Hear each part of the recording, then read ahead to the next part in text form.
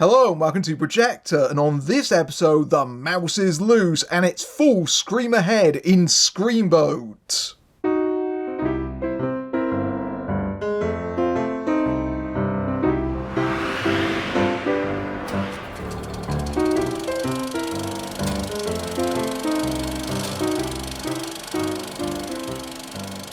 Bartender and aspiring artist Selena, played by Alison Pittle, boards the last Staten Island ferry of the night just before it sets sail. But below deck, mutated mouse Willie, played by David Howard Thornton, has been released after 90 years in hiding, taking control of the ferry and slashing his way through the passengers. We're currently in a major time for the public domain, especially when it comes to movies.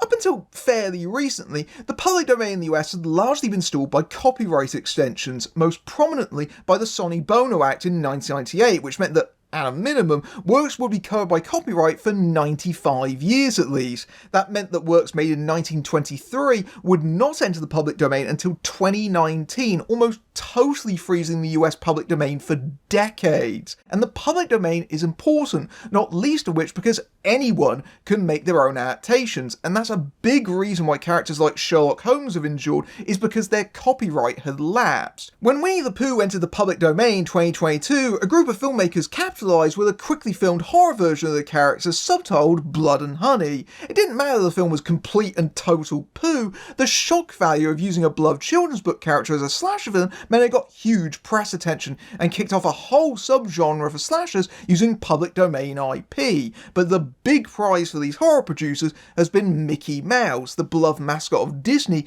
as Steamboat Willie entered the public domain in 2024 and several parties quickly seized upon it. This is of course deeply ironic, as Disney were a major force behind the Sony-Bono Act, which was derisively nicknamed the Mickey Mouse Act because it was largely to keep the character in copyright. And it shouldn't be overlooked that many Disney animated films like Snow White and the Seven Dwarfs, The Little Mermaid, Beauty and the Beast were all adaptations of public domain IPs. But Screamboat can't even claim the prize of being the first Mickey Mouse horror film, which goes to The Mousetrap, which was spat out last year using the low ambition strategy of just sticking your killer in a costume party mask like Blood and Honey did. And it's not even the second, as days before it there was Mouseboat Massacre, and both of them passed without anyone noticing or caring because this trick is already getting old hat. Screamboat, however, is garnering a little bit more attention because a fraction more effort was applied.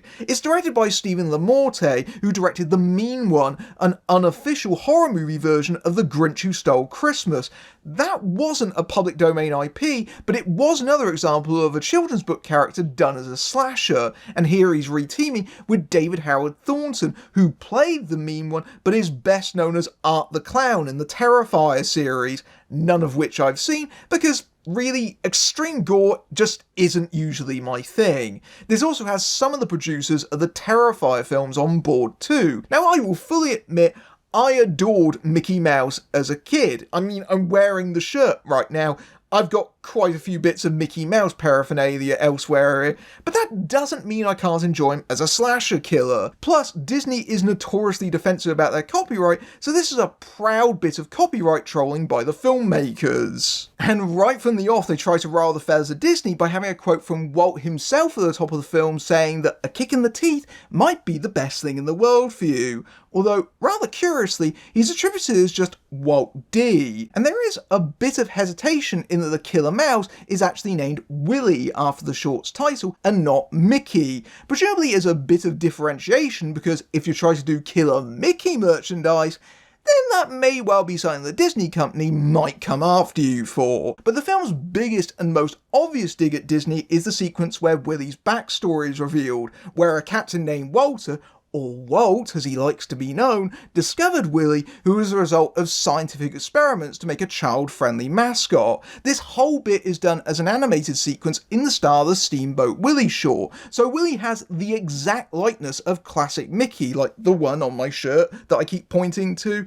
and Walt is caricatured as the man himself. And it concludes with the old timer telling this story, saying that the reason why Willie's boat became the ferry is they're constantly recycling old parts to cut costs, which seems to me to be a jab at the long line of Disney remakes recently. This is by far the ballsiest, most brazen part of the whole film, and I was stunned because it is so near the mark. I was surprised they could even get away with it. This is the filmmakers taunting Disney's legal department like a red rag to a bull, and as such, it's probably the best bit about the film. It'll no doubt get posted on YouTube very quickly, and when it does, those 2 minutes will almost entirely be the only part worth watching, because almost everything else about this is utter junk. If there is anything else worth salvaging, it's largely David Howard Thornton as Willie, who is clearly having a lot of fun, decked out in a ridiculous costume that looks like Mickey had a regrettable one-night stand with Freddy Fazbear. Thornton has carved a niche out for himself playing dialogue-free, cartoonish serial killers, and this is no exception. Willie doesn't do the classic falsetto Mickey Mouse voice. Yes, I can do that, it's very unfortunate. Likely because that part is still copyrighted for a few years, so instead he either laughs or whistles like he does in the Steamboat Willie short. And I've got to be honest, he doesn't really sound like Mickey so much as just Itchy from Itchy and Scratchy, especially when he's laughing at the sadistic suffering that he's doling out. Even the costume doesn't even really look much like Mickey, either because the filmmakers wanted to create their own identity or because they were still being wary. So most of the film is kind of like The Mean One, where we know what it's based on, but there's enough plausible deniability to claim this as a parody. But Thornton finds a way of giving Willie a sense of personality with his physicality and comic timing, and that's accentuated by the fact that Willie is mouse size, which means that Thornton was probably green screened into most of this film later and barely interacted with the cast during filming, because a lot of his shots are very tight close-ups. The effects that shrink Thornton are almost adorably terrible, and Willie's scale changes from shot to shot almost as much as the characters in Cat. In fact, I'm not gonna lie, it straight up reminded me of a Charles Band film. But one of the few laughs I had during this was Willie gladly whistling away at the wheel of the ferry while standing on the captain's freshly slain corpse. And Screamboat should have embraced more of that twisted energy, because at least then it would have been fun. Which it ain't. If it seems like I spent a lot of time thinking of legal defences for this film, then that's probably because I needed something to occupy myself with, because Screamboat is so bloody boring. Emphasis on bloody. The setup is painfully horror movie by numbers, just throwing a bunch of people on a ship and picking them off, pretty much replicating Jason Takes Manhattan, except in the opposite direction, and they never get off the boat. So basically, none of the good bits of a crap film you don't even want to model your film on in the first place. To make matters worse, the cast is filled with such awful, horrendous characters that it's more relief when they get dispatched, because at least then you don't have to listen to them anymore. It's almost like the main qualification for the casting was the ability to do a broad New York accent and call someone a jerk-off occasionally, because this is a veritable smorgasbord of terrible wooden acting. By far, the worst of these are a group of obnoxious drunk women on a birthday party that Selena is desperately trying to get away from, who I think are meant to be based on the Disney princesses. They got names like Cindy, Jazzy, Bella, Ariana, and Rory. I know they're meant to be shallow caricatures that exist to up the body count. They're meant to be kind of influencer types you want to see die, but they're so utterly insufferable and unfunny, it's like watching a horror film from 2008. It's a gag that really doesn't work, and there's room for a ruthless send-up of Disney in the vein of someone like Joe Dante. It's not even a hard target, but mostly the film sells for cheap shots that don't even land. It certainly doesn't help the actors as the script has tons of crowbarring quotes and references to other Disney films, from The Happiest Place on Earth to A Whole New World to Let It Go. That's almost as big a groaner as someone saying, this is going to be a fucked up cartoon someday. Oh, Screamboat, you're slaying me.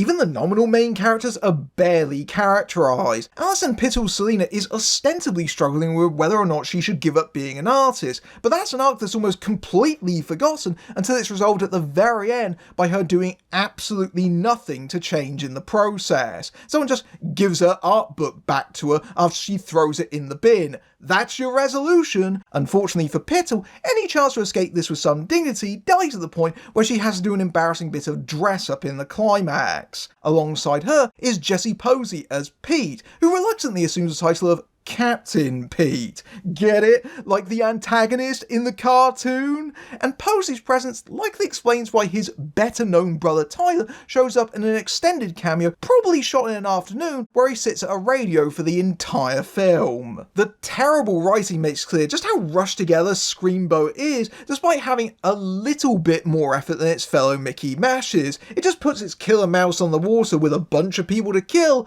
and just calls it a day. Even the weirdness of saying it on the Staten Island ferry of all places can be explained by easy opportunism. The film was shot on a ferry that Saturday Night Live members Colin Jost and Pete Davidson bought in 2022. No, really, all the Mickey stuff in this movie, and that is the film's oddest detail. Unfortunately, even as a vehicle for kill scenes, Screamboat sinks. Most of the film is just the cast wandering around dimly lit corridors endlessly, with no sense of geography and even less tension. I mean, it's really saying something when this horror film is less scary and intense than Runaway Brain. And it isn't even for a shortage of deaths, because there's plenty of those every few minutes, and to their credit, they're practical and rubbery.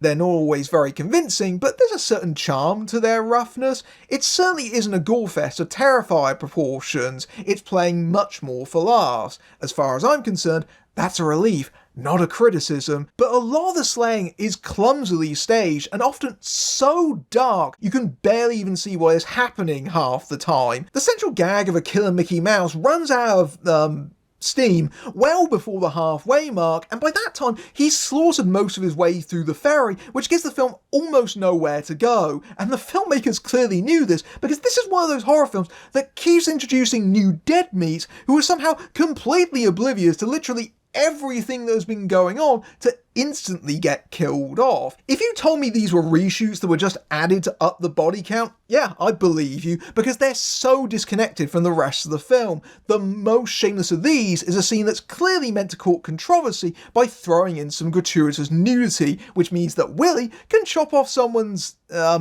willy.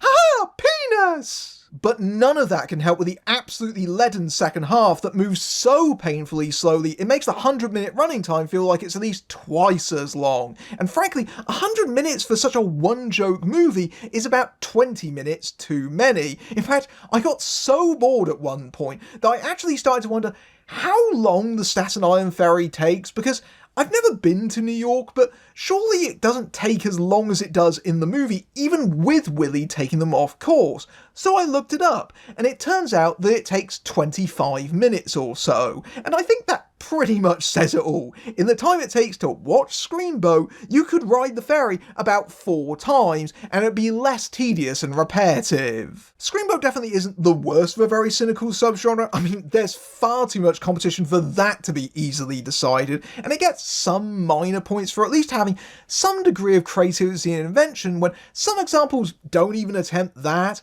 but this is still bad trash. I didn't dislike it because I was shocked or offended, because at least that would imply that it inspired some other emotion in me other than a weary sigh.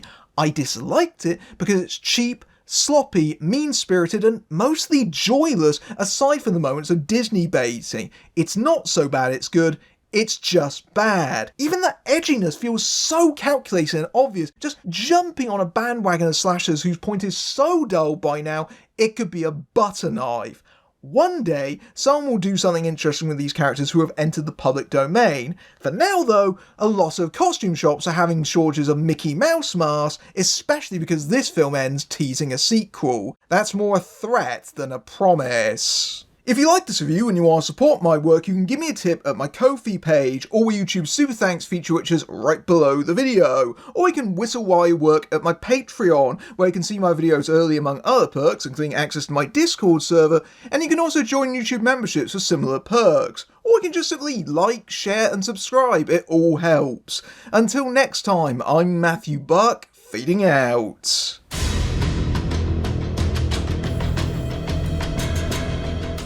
Haha! Penis! Oh dear.